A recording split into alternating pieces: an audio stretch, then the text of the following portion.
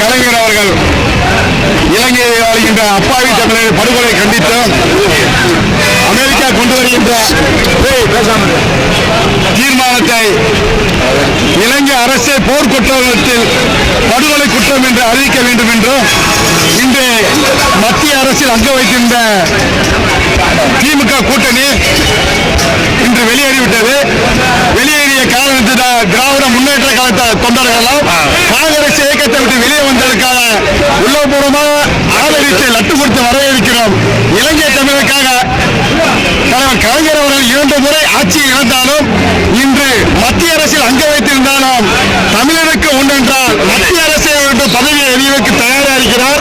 மாநில அரசில் இருக்கின்ற முதல்வர் பதவியாலும் தூக்கி எறிவதற்கு தயாராக இருக்கிறார். ஆகவே நாங்கள்லாம் தமிழக இருக்கின்ற அத்தனை பேரும் தலைவர் கலைஞர் பின்பு நிற்போம் என்று உறுதி கொள்கிறோம்.